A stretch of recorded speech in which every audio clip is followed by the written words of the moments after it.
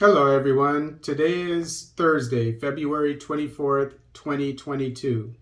Chinese-built Ethiopia-Djibouti Railway boosts regional integration.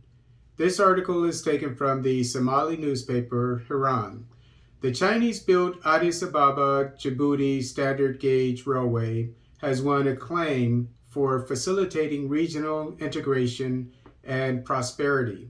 During a railway infrastructure-themed seminar on Monday here, participants, including officials and independent experts, discussed how Africa's first fully electrified transboundary railway contributed to regional integration and the betterment of communities along the way.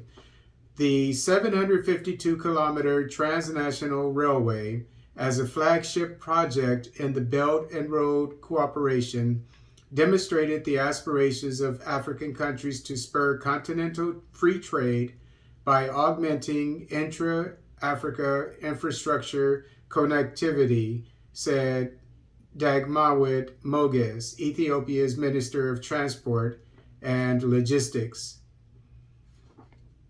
While building our prosperous Ethiopia, we will engrave in a cornerstone of our friendship and the unreserved support we receive from our sister country, China, and turning our dream of having a modern standard gauge rail line into reality, Moges told the high-level seminar.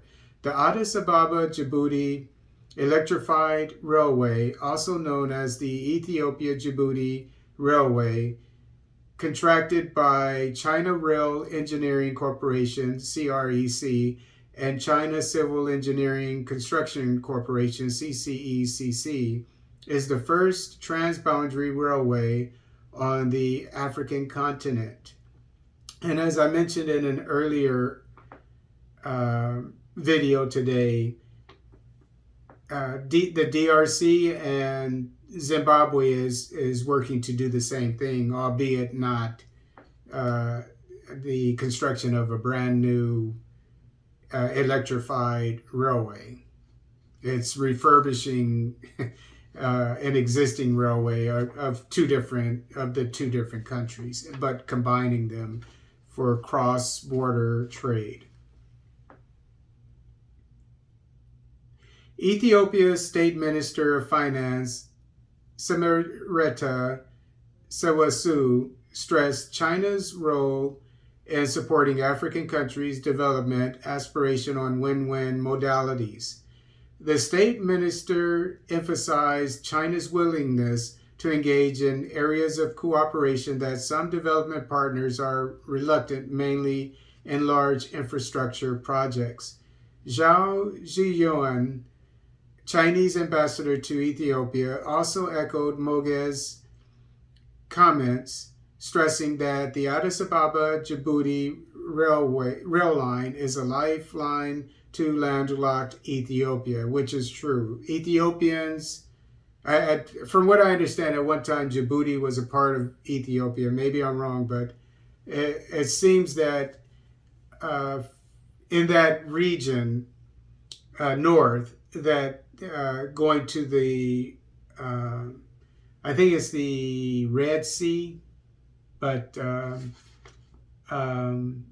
on the south of Saudi Arabia and Yemen.